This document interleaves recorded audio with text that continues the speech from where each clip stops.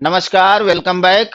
परिवर्तन क्लासेज के online platform पर आपका एक बार फिर से स्वागत है। पॉलिटी के सीरीज को आज हम लोग फिर से आगे बढ़ाएंगे और मौलिक अधिकारों को जो हम लोगों ने स्टार्ट किया था, पहला मौलिक अधिकार समानता का मौलिक अधिकार, उसी को आगे बढ़ाएंगे। उसमें एक आर्टिकल और बचा हुआ है।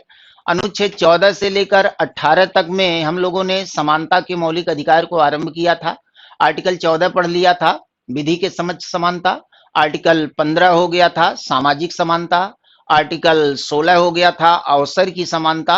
और आर्टिकल 17 हो गया था अस्पृश्यता की समाप्ति। उसी में आरक्षण और एससी एसटी एक्ट भी हम लोगों ने कंप्लीट कर लिया था।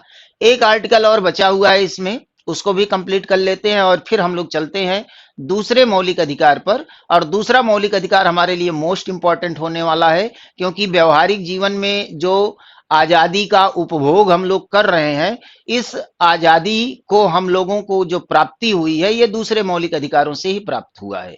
यानी स्वतंत्रता का जो मौलिक अधिकार है अनुच्छेद 19 से लेके 22 तक, इसमें जो विभिन्न प्रकार की स्वतंत्रताएं दी गई है उसी का वर्णन है इसमें। उसको वन बाय वन करके समझेंगे और देखेंगे कि व्यवहारिक जीवन में किस तरह से इस स्वतंत्रता का उपभोग हम आप सभी लोग कर रहे हैं। तो एक आर्टिकल इसमें और बचा हुआ है, पहले उसको कंप्लीट कर लेते हैं और फिर चलते हैं स्वतंत्रता के मौलिक अधिकार पे। तो चलिए सारे लोग जल्दी से जुड़ जाइए और फटाफट हम लोग स्टार्ट करते हैं। देखते हैं कि ये अनुच्छेद 18 में क्या है और उसके बाद स्वतंत्रता का मौलिक अधिकार 19 से लेके 22 तक में क्या है, वन बाय वन करके देख लेते हैं। तो समानता के मौलिक अधिकार में अंतिम आर्टिकल हमको देखना है, समानता का अधिकार। और इसको हम लोगों ने शुरू किया था तो अनुच्छेद 14 से लेके 18 तक, इसमें 17 तक की बात हो गई है।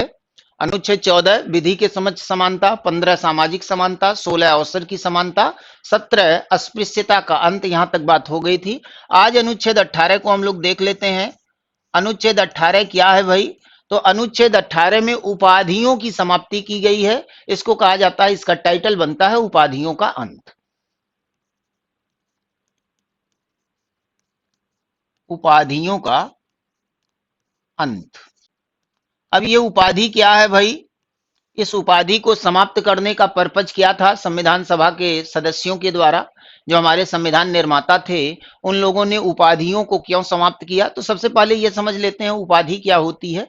अगर आपसे पूछा जाए कि उपाधि क्या है भाई, तो आप कहेंगे कि जो सरनेम के रूप में इस्तेमाल किया जा सकता है उसी को उपाधि कहा जाता है। तो उपाधि का अगर इतिहास देखेंगे हम लोग, तो उपाधियां आज से नहीं दी जा रही है, प्राचीन काल से ही इसकी परंपरा रही है। अगर प्राचीन इतिहास में आप जाएंगे तो महाजनपद काल में जो राजा होते थे, वो जब कोई युद्ध विजित करते थे या अश्वमेध यज्ञ करवाते थे या इस तरह के राजसूय यज्ञ करवाते थे, तो उसके बाद कुछ उपाधियां धारण करते थे। जैसे नाम मिलता है महाराजाधिराज की उपाधि। तो प्राचीन काल में जो भारतीय राजा महाराजा थे, हिंदू राजा महाराजा थे, वो लोग महाराजाधिराज की उपाधि धारण करते थे।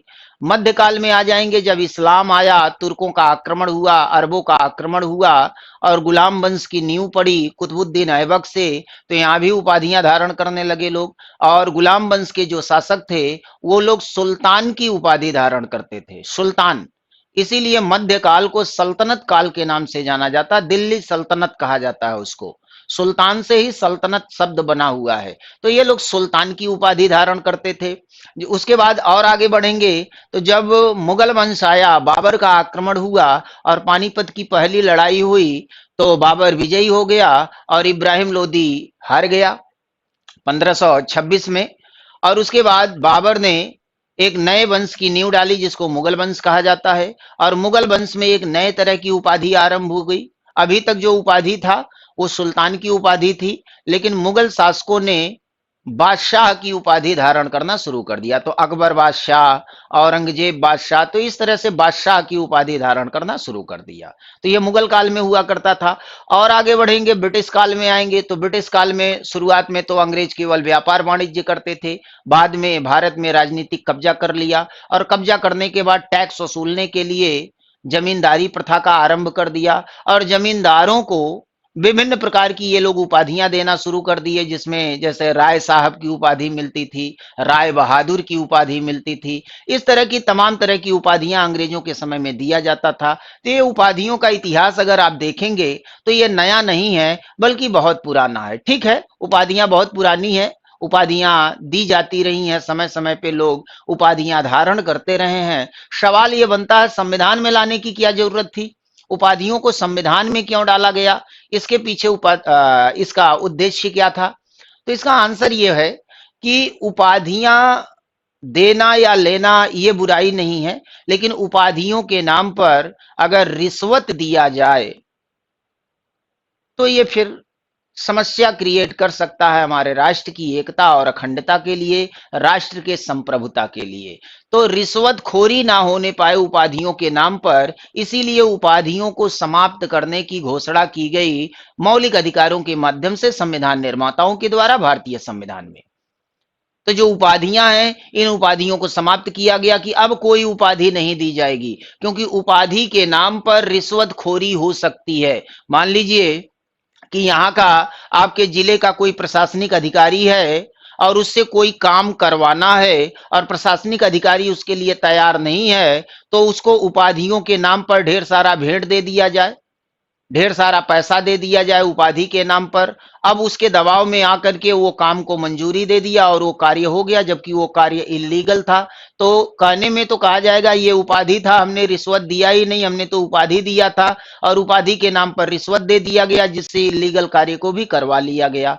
तो ये उपाधि कहीं न कहीं भ्रष्टाचार को जन्म देता है, भ्रष्टाचार को आगे बढ़ाता है, रिश्वतखोरी को बढ़ा सकता है। इसीलिए संविधान निर्माताओं ने यह विचार किया कि इन उपाधियों को ही समाप्त कर दिया जाए और इसकी समाप्ति अनुच्छेद 18 के माध्यम से कर दिया गया। इसमें 4 खंड रखे गए हैं, अलग-अलग खंडों में अलग-अलग बातें की गई हैं।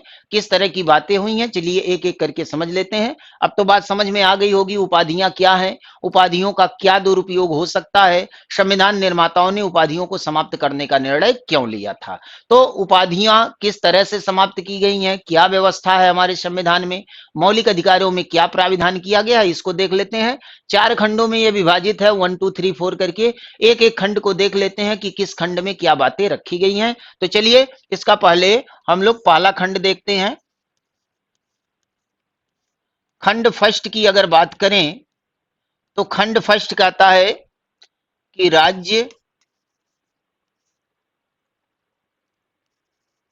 अपने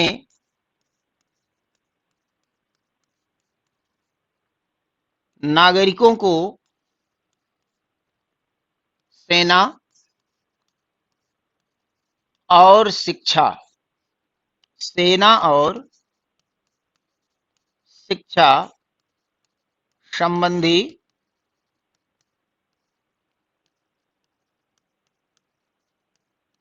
उपाधि के अतिरिक्त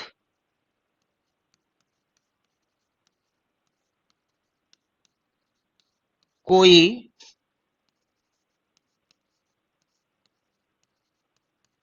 अन्य उपाधि प्रदान नहीं करेगा। ध्यान से समझिएगा इसको।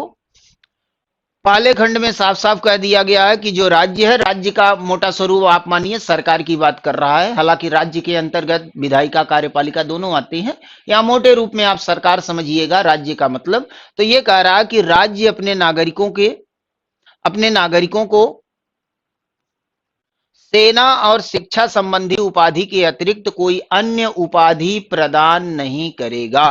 तो इस लाइन से एकदम स्पष्ट हो गया कि भारत में जो उपाधियां प्राप्त की जा सकती हैं, वो केवल 2 प्रकार की उपाधियों को मान्यता प्रदान की गई है। एक सेना संबंधी उपाधि दी जा सकती है और शिक्षा संबंधी उपाधि दी जा सकती है।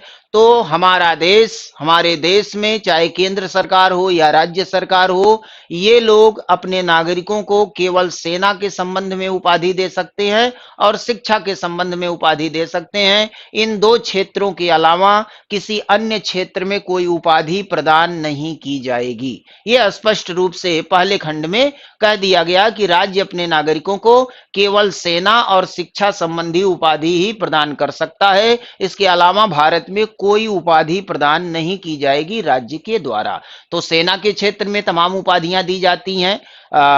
जो वीरता दिखाते हैं सेना में उनको उपाधियां मिलती हैं, परम वीर चक्र, महावीर चक्र, अशोक चक्र, ठीक ना। तो इस तरह की उपाधियां दी जाती हैं। शिक्षा के क्षेत्र में जो डिग्रियां प्रदान की जाती हैं, चाहे वो द.लिट की डिग्री हो, पीएचडी की डिग्री हो, तो इस तरह से जो तमाम डिग्रियां दी जाती हैं वो भी एक तरह की उपाधि है। तो केवल दो क्षेत्रों में उपाधियों को मान्यता दी गई है कि राज्य केवल सेना और शिक्षा के क्षेत्र में ही उपाधि प्रदान करेगा, बाकी किसी क्षेत्र में कोई उपाधि प्रदान नहीं किया जाएगा। तो बात क्लियर हो गई होगी कि यहां पर पहले खंड में स्पष्ट रूप से कह दिया गया कि राज्य के द्वारा केवल सेना के क्षेत्र में और शिक्षा के क्षेत्र में उपाधि प्राप्त किया जा सकता है नागरिकों के द्वारा, और ये दिया किसके द्वारा जा सकता है, तो ये दिया जाएगा राज्य के द्वारा। तो यहां पे बात क्लियर हो गई, ये पहले खंड में स्पष्ट कर दिया गया, सेना और शिक्षा के क्षेत्र में ही उपाधि दिया जा सकता है। आगे बढ़ते हैं,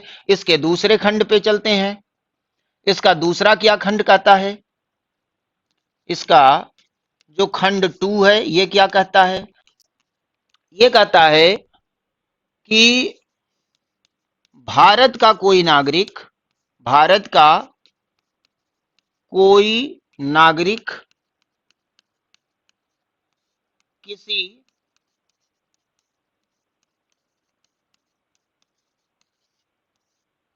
विदेशी राज्य से, विदेशी राज्य से कोई उपाधि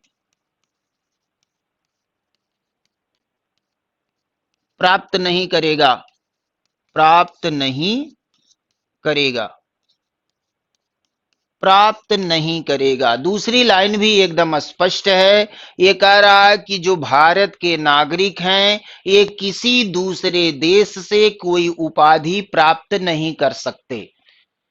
यानी पाकिस्तान अगर भारत के किसी नागरिक को कोई उपाधि देना चाहे तो भारत का वो नागरिक पाकिस्तान से कोई उपाधि धारण नहीं कर सकता। ये एकदम स्पष्ट कर दिया गया है दूसरे खंड में, भारत का कोई भी नागरिक किसी विदेशी राज्य से कोई उपाधि प्राप्त नहीं कर सकता, कोई उपाधि धारण नहीं कर सकता। तो बात क्लियर हो गई होगी।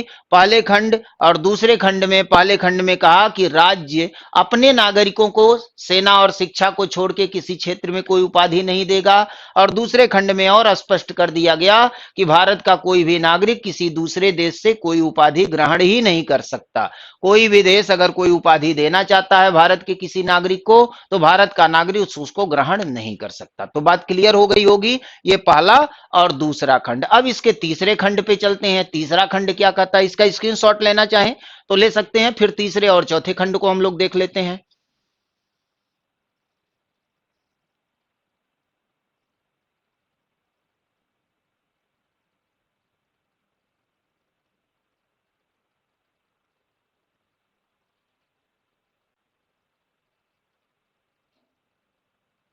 चलिए आगे बढ़ते हैं, इसके तीसरे खंड पे चलते हैं। खंड 3, तीसरा खंड क्या कहता है, तीसरा खंड कहता है कोई व्यक्ति जो भारत का नागरिक नहीं है, भारत का नागरिक नहीं है, राज्य के अधीन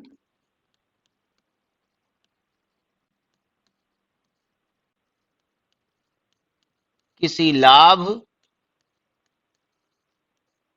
या विश्वास,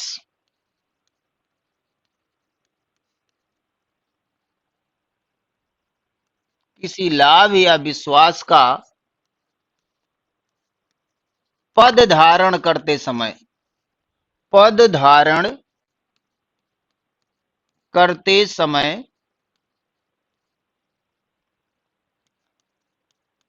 किसी विदेशी राज्य से, किसी विदेशी राज्य से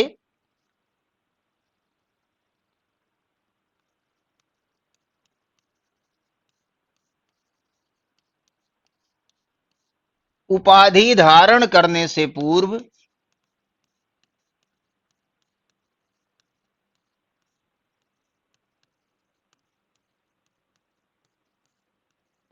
राष्ट्रपति की सहमति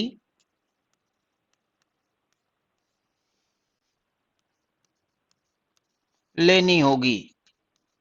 लाइन थोड़ा सा लंबा है, इसको ठीक से समझ लीजिए।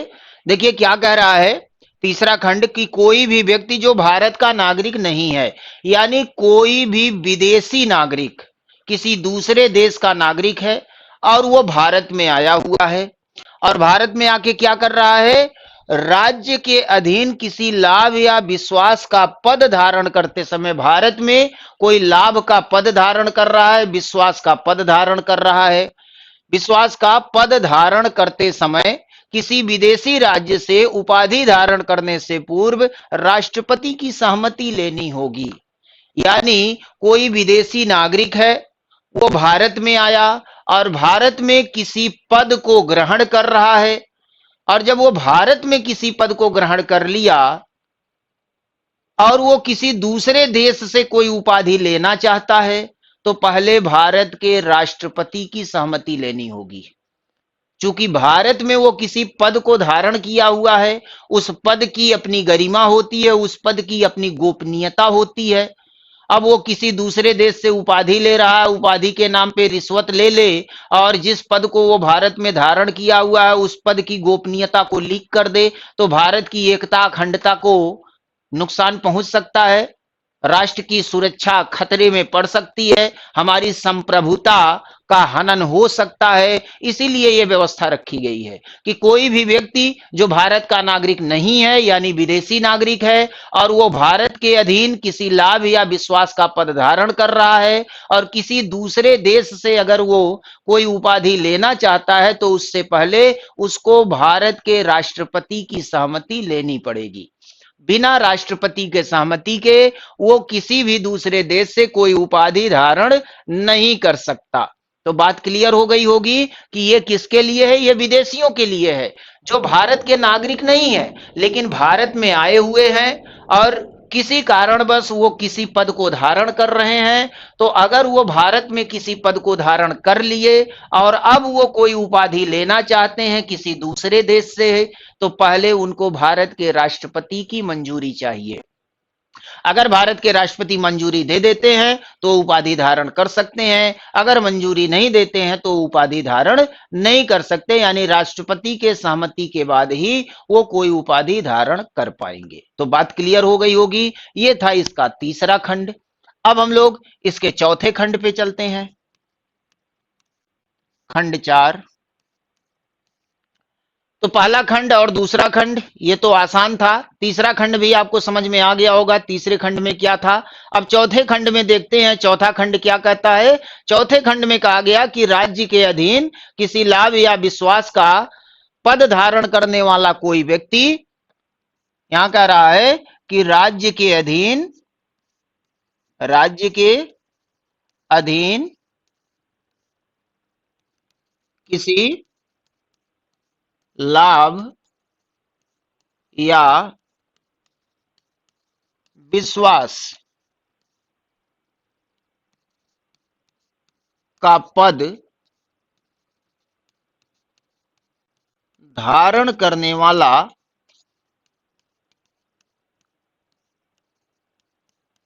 कोई व्यक्ति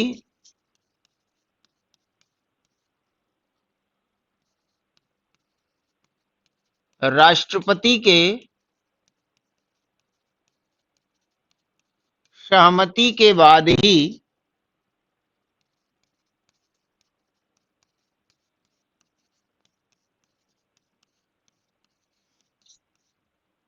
किसी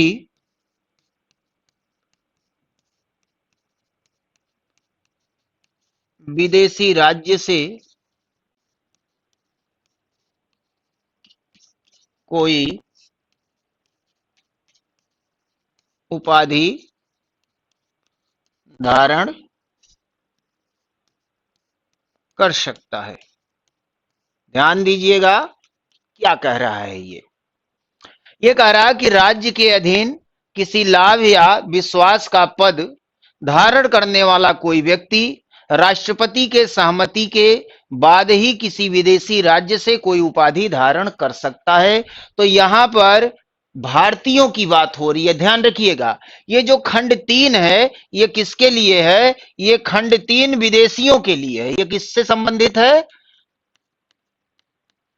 ये विदेशी से संबंधित है। और ये जो चौथा खंड है ये भारतीय से संबंधित है। ये भारतीय से संबंधित है, इसको ध्यान रखिएगा। चौथा खंड कहता है कि भारत का कोई नागरिक भारत में किसी लाभ या विश्वास का पद धारण कर लेता है और कोई विदेशी राज्य उसको कोई उपाधि देना चाहती है तो उसके लिए पहले राष्ट्रपति की सहमति लेनी होगी। अगर राष्ट्रपति सहमति व्यक्त कर देते हैं, परमिशन दे देते हैं, तभी वो उपाधि धारण कर सकते हैं। जैसे एग्जाम्पल के रूप में कि कोई भी व्यक्ति सेना में किसी पद को धारण किया हुआ है, सेना में किसी प्रतिष्ठित पद पर है और उस सेना के प्रतिष्ठित पद के लिए कोई दूसरा देश उपाधि देना चाहता है तो ये पद बहुत महत्वपूर्ण है भारत के लिए। अगर वो व्यक्ति अपनी गोपनीयता लीक कर दे तो भारत की एकता अखंडता खतरे में पड़ सकती है, भारत की सेना की सूचनाएं लीक हो सकती हैं। तो चूंकि वो भारत में किसी पद को धारण किया हुआ है और कोई भी विदेशी राज्य उसको कोई उपाधि देना चाहता है तो पहले राष्ट्रपति का परमिशन लेना पड़ेगा। अगर राष्ट्रपति परमिशन देते हैं तो उपाधि ले सकता है, परमिशन नहीं देते हैं तो उपाधि धारण नहीं कर सकता। तो ध्यान रखना है कि तीसरा वाला खंड विदेशियों के लिए है और जो चौथा खंड है वो भारतीयों के लिए है। अगर कोई विदेशी भारत में किसी लाभ के पद को धारण किया हुआ है और दुनिया का कोई देश उसको कोई उपाधि देना चाहता है तो चूंकि वो भारत में किसी पद पर है, बेशक विदेशी है, तो भारत के राष्ट्रपति का परमिशन लेना पड़ेगा। और ये भारतीयों के लिए है कि अगर कोई भारतीय भारत में किसी पद पर है और किसी विदेशी का कोई उपाधि लेना चाहता है तो भी राष्ट्रपति का परमिशन लेना होगा। तो ये तीसरा और चौथा खंड का डिस्क्रिप्शन है, आप इसका स्क्रीनशॉट ले सकते हैं और फिर हम लोग आगे बढ़ते हैं। चलिए एक बार इसको मैं फिर से बताने का प्रयास करता हूं, अगर कहीं डाउट रह गया हो। पहले आप स्क्रीनशॉट ले लीजिए फिर इसको समझाता हूं। 1 मिनट लेंगे इसके लिए, फिर से एक बार समझ लीजिए जिससे ये डाउट आपका समाप्त हो जाए। वन लाइन में आपको आगे नहीं बढ़ जाना है कि अनुच्छेद 18 में उपाधियों का अंत किया गया है, बात खत्म हो गई, लेकिन क्या क्या इसमें किया गया वो सारी बातों को आपको समझना होगा। तो 4 खंड है, इसमें अलग अलग खंडों में अलग अलग बातें की गई है। स्क्रीनशॉट ले लीजिए और उसके बाद हम लोग आगे बढ़ते हैं। चलिए एक बार इसको फिर से देख लेते हैं हम लोग। एक बार फिर से देखिए, इसका जो पहला खंड है ये कहता है राज्य अपने नागरिकों को सेना और शिक्षा संबंधी उपाधि के अतिरिक्त कोई अन्य उपाधि प्रदान नहीं करेगा। यानी भारत सरकार या राज्य सरकारें अपने देश के नागरिकों को या देश में रहने वाले किसी भी व्यक्ति को, चाहे वो नागरिक हो या विदेशी हो, केवल 2 ही तरह की उपाधि देंगे। शिक्षा के क्षेत्र में उपाधि दिया जाएगा और सेना के क्षेत्र में उपाधि सरकारें देंगी, बाकी किसी क्षेत्र में कोई उपाधि नहीं देंगी। ये पहला खंड कहता है। दूसरा खंड क्या कहता है? भारत का कोई नागरिक किसी विदेशी राज्य से कोई उपाधि प्राप्त नहीं करेगा। यानी अगर कोई आम नागरिक है, हमारे देश का आम जनता है, तो वो किसी दूसरे देश से कोई भी उपाधि धारण नहीं कर सकता। दूसरा खंड भी भारतीय नागरिकों से संबंधित है और चौथा खंड भी। अंतर क्या है कि इसमें आम नागरिक की बात की गई है और चौथे खंड में क्या कहा गया है? चौथे खंड में यह कहा गया है कि वो आम आदमी अगर भारत के किसी पद को धारण किया हुआ है, किसी प्रतिष्ठित पद पर है, किसी लाभ के पद पर है, किसी विश्वास के पद पर है, तो ये आम जनता के लिए है, भारतीय, ये भी भारतीयों के लिए ही है। लेकिन ये आम भारतीय के लिए है जो किसी पद को धारण नहीं किया है, वो किसी दूसरे देश से कोई उपाधि ले ही नहीं सकता। और चौथा वाला जो खंड है वो कहता है कि वो भारतीय है और भारत में किसी लाभ या विश्वास के पद को धारण किया हुआ है, तो किसी दूसरे देश से वो उपाधि ले तो सकता है लेकिन राष्ट्रपति का परमिशन लेना पड़ेगा। बस यही अंतर है इनके बीच में। तो पहला खंड शिक्षा सेना के क्षेत्र में केवल उपाधि दी जाएगी, बस बाकी किसी क्षेत्र में कोई उपाधि नहीं दिया जाएगा। दूसरा खंड भारत का कोई भी नागरिक किसी दूसरे देश से कोई भी उपाधि धारण नहीं करेगा।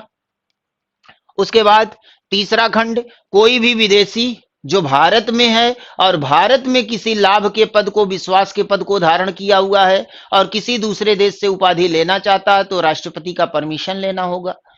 और चौथा खंड, कोई भी भारतीय जो भारत में किसी लाभ के पद पर या विश्वास के पद पर है और कोई विदेशी उसको उपाधि देना चाहता है तो उसको भी राष्ट्रपति का परमिशन लेना होगा। तो ये चार खंड अब आपको ठीक से समझ में आ गया होगा। अब हम लोग आगे बढ़ते हैं, इतनी बात क्लियर हो गई। ये मूल स्वरूप है अनुच्छेद 18 का। चार खंडों में ये डिवाइड है, अलग अलग खंडों में अलग अलग बातों की चर्चा की गई है। अब इससे संबंधित कुछ और बातों को जान लीजिए, कुछ और बातों को समझ लीजिए। इसमें यहां देखिए, अगला पॉइंट यह है कि अनुच्छेद 18 में जो बातें कही गई हैं ये इंस्ट्रक्शनल है, ऑर्डर नहीं है। यानी अनुच्छेद 18 निर्देशात्मक है, आदेशात्मक नहीं है। इसको ध्यान रखिएगा, अभी समझाता हूं क्या है ये। यह प्राविधान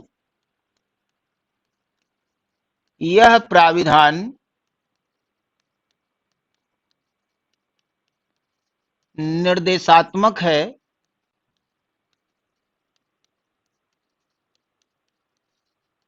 आदेशात्मक नहीं। इस पॉइंट को आपको याद रखना है कि अनुच्छेद 18 निर्देशात्मक है, आदेशात्मक नहीं है। अब सवाल बनता है, निर्देशात्मक और आदेशात्मक में अंतर क्या है? निर्देश देना, इंस्ट्रक्शंस देना, आदेश देना, ऑर्डर देना, अंतर क्या होता है? जो निर्देश दिया जाता है उसका पालन किया जाना चाहिए, लेकिन अगर पालन नहीं किया गया तो भी उसको कोई दंड नहीं दिया जा सकता।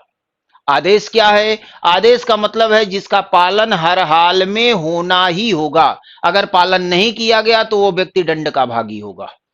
तो निर्देश और आदेश में ये अंतर है। तो यहां कहा गया अनुच्छेद 18 में जो बाउंडेशन लगाया गया है उपाधियों के अंत को करने के लिए, उपाधियों को समाप्त करने के लिए जो बाउंडेशन लगाए गए हैं वो निर्देशात्मक है कि ऐसा कोई नहीं करेगा, लेकिन उसके लिए कोई दंड का प्राविधान नहीं है।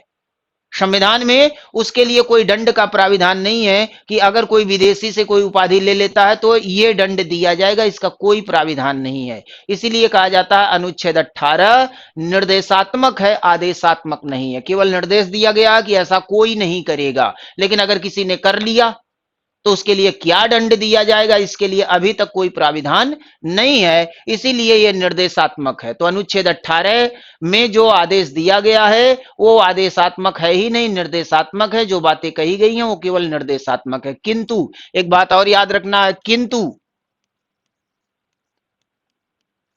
किंतु संसद इसके लिए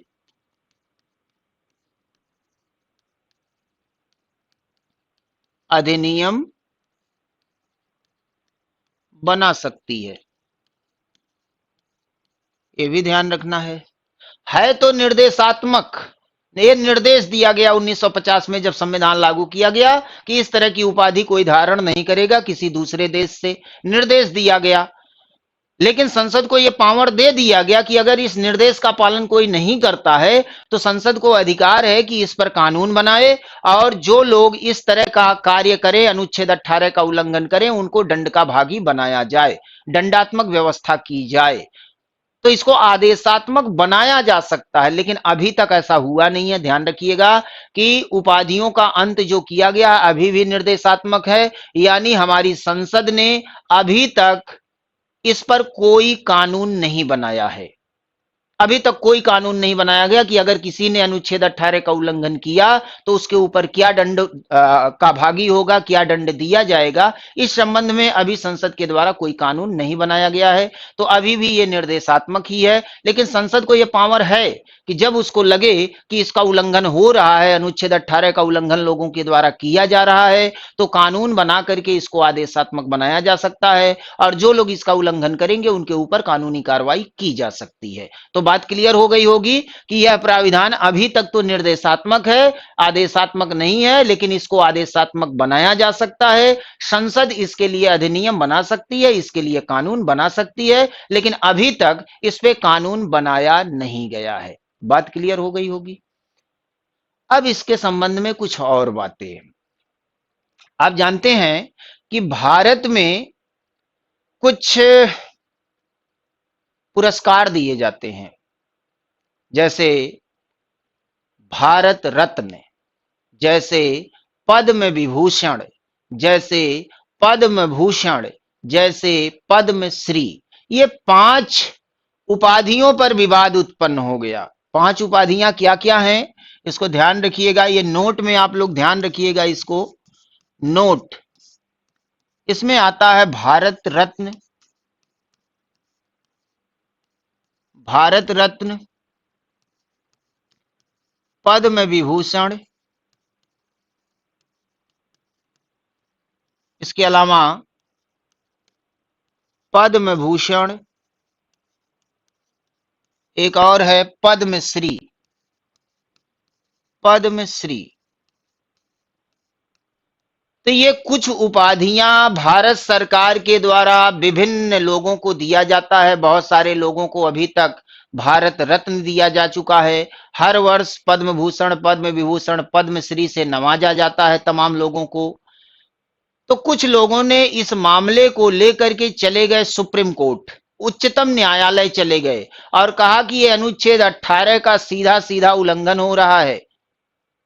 जब राज्य सेना और शिक्षा संबंधी उपाधि के अतिरिक्त कोई अन्य उपाधि प्रदान नहीं कर सकती, तो ये सरकार भारत रत्न, पद्म विभूषण, पद्म भूषण, पद्मश्री की उपाधि कैसे दे रही है? ये तो अनुच्छेद 18 का सीधा सीधा उल्लंघन राज्य के द्वारा किया जा रहा है। तो एक केस बना सुप्रीम कोर्ट में, जिसको बालाजी राघवन बनाम भारत संघ के नाम से जाना जाता है। तो एक केस बना था, उस केस के बारे में जान लीजिए। बालाजी राघवन वर्सेज बनाम भारत संघ, भारत संघ। ये केस 1996 का है। इस केस में यही मामला उठाया गया कि जब राज्य सेना और शिक्षा संबंधी उपाधि के अतिरिक्त कोई उपाधि दे ही नहीं सकती, तो राज्य के द्वारा ये पद्म भूषण, पद्म विभूषण, पद्मश्री और भारत रत्न की उपाधि कैसे दी जा रही है? ये सीधा सीधा अनुच्छेद 18 का उल्लंघन है। अब क्या करे सुप्रीम कोर्ट? तो सुप्रीम कोर्ट में वाद चला और सुप्रीम कोर्ट ने इस पे विचार किया, इस पे संवैधानिक पीठ बैठाई गई, इस पे लंबा डिस्कशन हुआ और डिस्कशन होने के बाद सुप्रीम कोर्ट ने जो फैसला दिया, उस फैसले से इस समस्या का समाधान हो गया। तो फैसला क्या आया था? उच्चतम न्यायालय, इसका जो फैसला आया, इस फैसले में सुप्रीम कोर्ट ने कहा कि भारत रत्न, पद्म विभूषण, पद्म भूषण और पद्मश्री ये उपाधियां है ही नहीं, ये तो सम्मान है।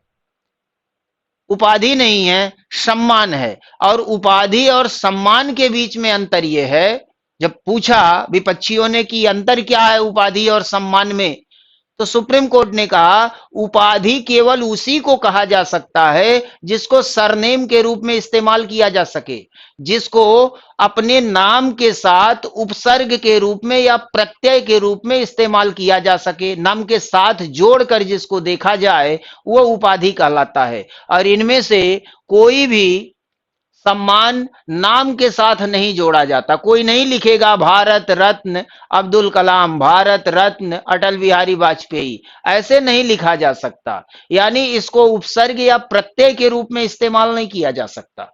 ये सम्मान है, ये उपाधि है ही नहीं, बल्कि क्या है ये सम्मान है।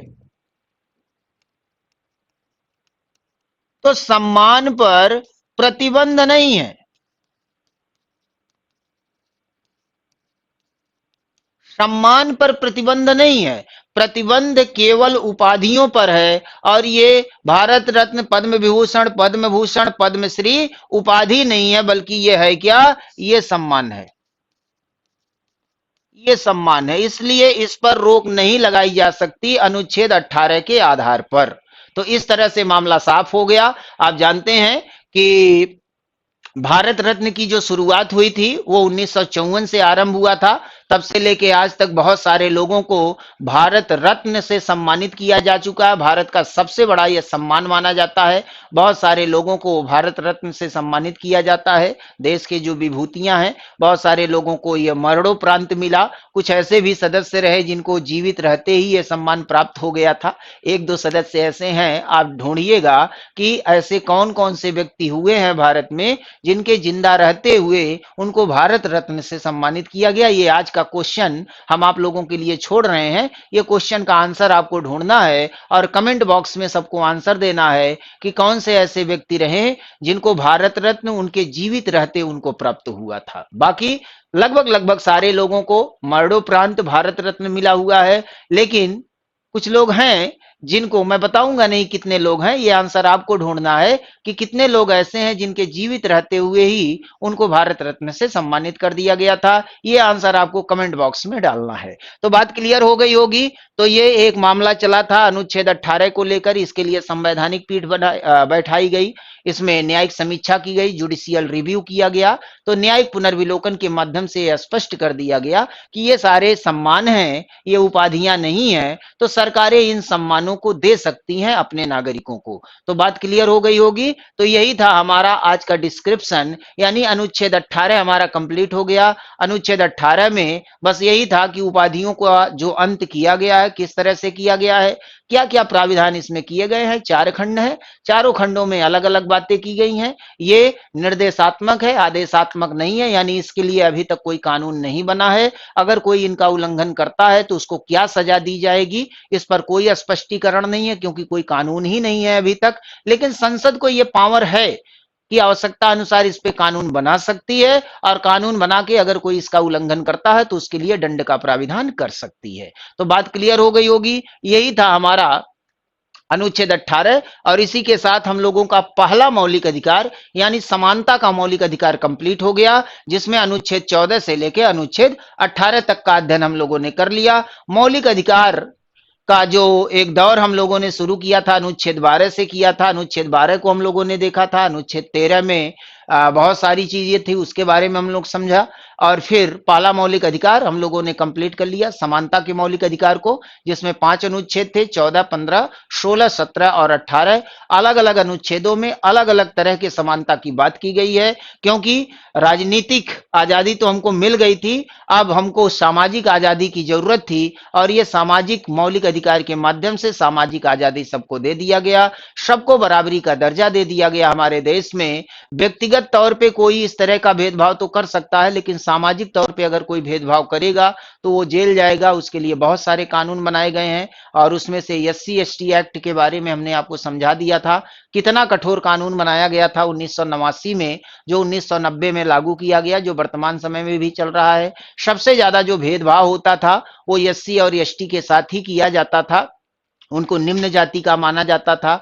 दलितों का उत्पीड़न, दलितों के साथ अत्याचार, इस तरह के जो कार्रवाइयां हो रही थी हमारे समाज में, उस पर रोक लगाने के लिए हमारे संसद ने एक कठोरतम कानून बनाया, और उसी कानून के माध्यम से एक लक्ष्मण रेखा खींच दिया कि अब कोई इसका उल्लंघन नहीं कर सकता। अगर कोई इसका उल्लंघन करेगा तो वो जेल जाएगा, और कठोरतम सजा का प्राविधान किया गया, कठोरतम नियम बनाए गए। और तब से हमारे देश में भेदभाव का स्तर बहुत निम्न स्तर पे पहुंच गया। और साथ में जैसे जैसे शिक्षा का स्तर बढ़ रहा है, वैसे वैसे ये भेदभाव धीरे धीरे समाप्त हो रहा है। जो पुराने ख्यालात के लोग पहले थे, उन लोगों के अंदर ये जात पात ज्यादा था, लेकिन जैसे जैसे हमारा समाज शिक्षित हो रहा है, ये जाति पात वैसे ही धीरे धीरे समाप्त हो रहा है। और इसको समाप्त करने में एक बहुत बड़ी भूमिका हमारे संविधान के ये मौलिक अधिकार की रही है, जो सामाजिक समानता का मौलिक अधिकार प्रदान करता है। अनुच्छेद 14, 15, 16 और 17 के माध्यम से इस छुआछूत को, इस भेदभाव को, ऊंच नीच के गैप को कम करने में एक महत्वपूर्ण रोल प्ले किया है ये मौलिक अधिकार। तो इस तरह से ये हमारा कंप्लीट हुआ। अब अगला जो हमारा मौलिक अधिकार आरंभ होगा, दूसरा मौलिक अधिकार, जिसको स्वतंत्रता का मौलिक अधिकार कहा जाता है। और स्वतंत्रता के मौलिक अधिकार में हमको क्या पढ़ना है, उसकी एक झलक हम लोग देख लेते हैं। जो हमारा दूसरा मौलिक अधिकार है,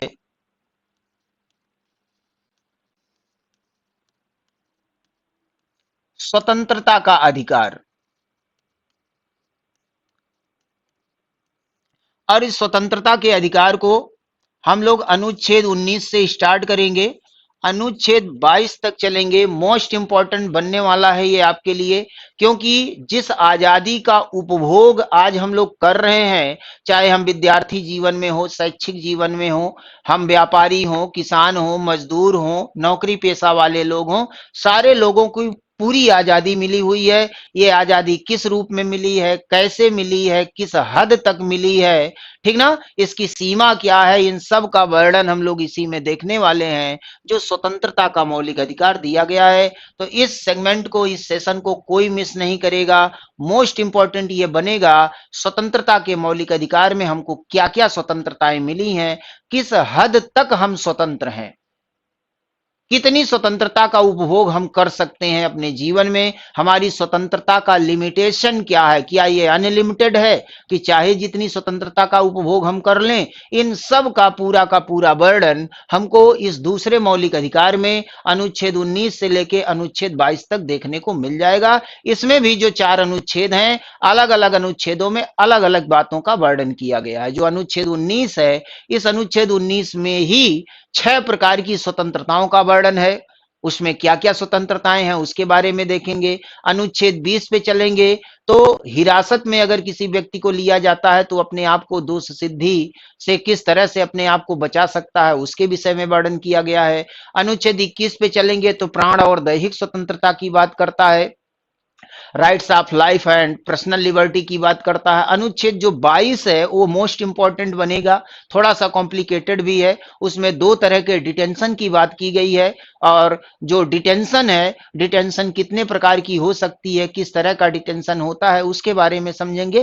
तो ये तमाम बातें स्वतंत्रता के मौलिक अधिकार में हम लोग समझने वाले हैं। तो आज के क्लास में हम लोग यहीं पे क्लास को कंप्लीट करते हैं, और नेक्स्ट क्लास में नए सिरे से, नए उत्साह के साथ हम लोग स्वतंत्रता के मौलिक अधिकार को कंप्लीट करेंगे। और आज के क्लास को यहीं विराम दिया जाए, क्योंकि टाइम भी आपका लगभग लगभग हो चुका है। बहुत लंबा क्लास होता है तो आप भी बोर होने लगते हैं, तो मीडियम क्लास हम लोग रखेंगे और 1 बाय 1 करके धीरे धीरे उसको व्यवस्थित तरीके से समझते हुए आगे बढ़ेंगे। तो हर बार की तरह आप लोगों से अपील है कि आप लोग चैनल को जरूर सब्सक्राइब करिए, वीडियो को लाइक करिए, शेयर करिए, अन्य लोगों तक भी पहुंचाइए, और कमेंट बॉक्स में अपनी राय जरूर रखिए कि आपको ये क्लास किस तरह का लग रहा है, कितना आपको समझ में आ रहा है, कहां सुधार की गुंजाइश है। जहां भी आपको कुछ कुछ भी लगता है वो कमेंट बॉक्स में लिखिए, और फिर उस पर विचार किया जाएगा, उसके अनुसार अगले क्लास में उन बातों को ध्यान में रखा जाएगा। तो इसी नोट के साथ आज का क्लास यहीं समाप्त करते हैं। जय हिंद, वंदे मातरम।